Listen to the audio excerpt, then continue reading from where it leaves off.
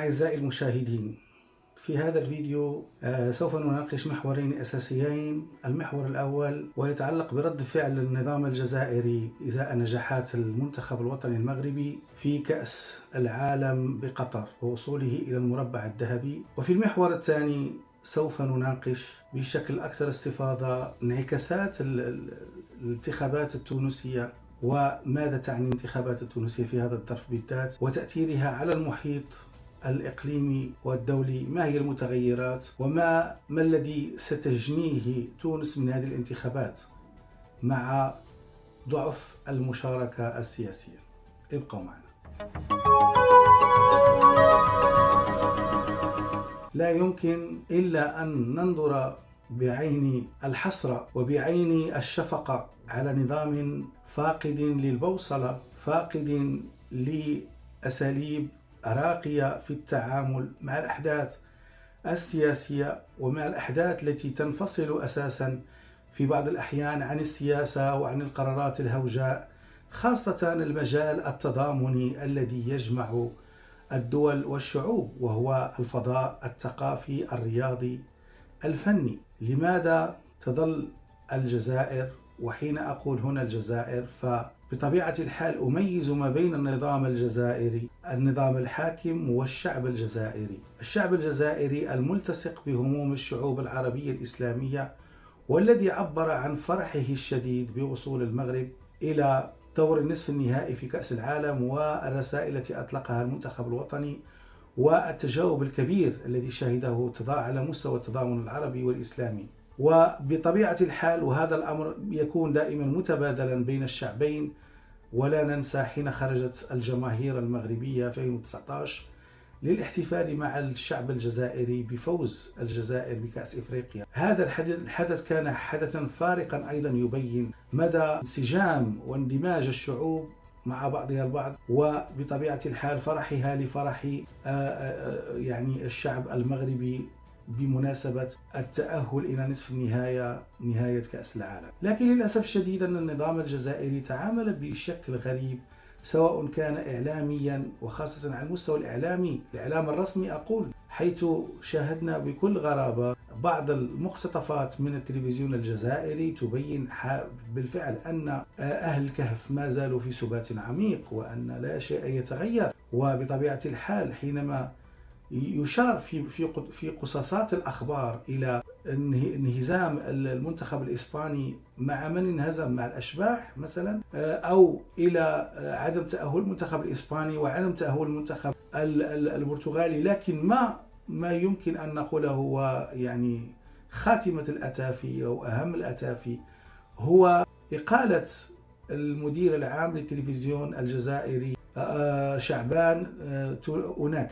هذه الإقالة حقيقة تكشف عن ورطة النظام الجزائري إعلاميا وعن تحوله إلى مادة إعلامية للتندر والسخرية من قبل عدد عريض أو عدد كبير من المتابعين على مستوى وسائل التواصل الاجتماعي.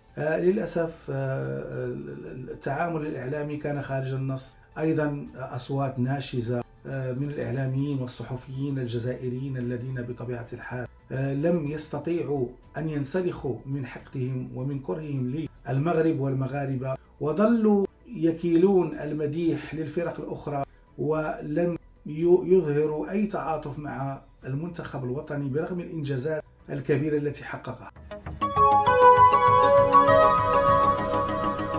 المحور الثاني ويتعلق بالانتخابات التونسية. الانتخابات التشريعية التونسية حقيقة كشفت عن ذلك الضعف المؤسساتي الذي تحدثنا عنه، عن ورطة النظام الرئاسي التونسي بهيمنة كاملة ومكتملة الأركان للرئيس التونسي قيس سعيد، الذي واصل في إخراج رديء لانتخابات كان يعني من المتأمل أن تعضد أغلبيته في البرلمان لكي يستطيع إحكام قبضته على نظام أو على المؤسسات السيادية في تونس بعدما قام بمراجعة للدستور كانت أيضا بشكل انفرادي، ولم تكن يعني محط إجماع للتونسيين بكل أطيافهم السياسية. حقيقة أن عدو الديمقراطية وعدو صناديق الاقتراع دائما هو ضعف المشاركة السياسية.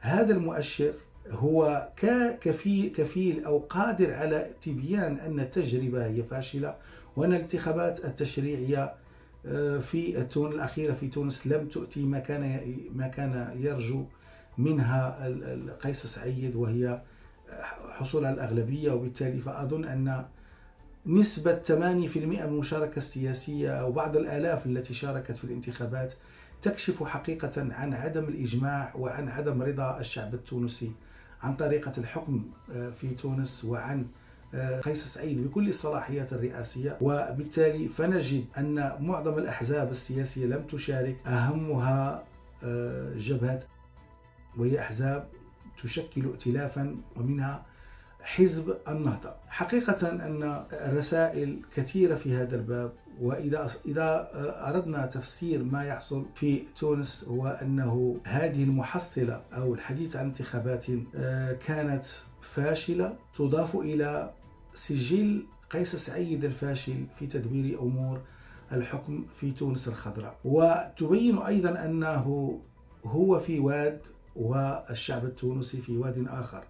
ضعف المشاركة عدو لكل مسار ديمقراطي في أي بلد، سواء كان بلدا ناميا أو بلدا بلدا يرغب في التطور والتنمية. للأسف ما يقع هو في حقيقة الأمر نتيجة خلط وأخطاء في تدبير السياسة الداخلية وفي تدبير المسلسل الانتقالي والمسلسل الديمقراطي في تونس، حتى نقف وربما نقف عند كلمة قالها المنصف المرزوقي الرئيس التونسي السابق حينما قال أن تونس كانت يعني تعتبر مفخرة للديمقراطية والآن صارت مسخرة للديمقراطية. اختيارات قيس سعيد لم تكن بالناجحة أبدا، وبطبيعة الحال تبين هذا في حتى على المستوى السياسي الخارجية وتحالفاته الغير محايدة مع قصر المرادية. هذا التحالف الذي أنتج بطبيعة الحال تقاربا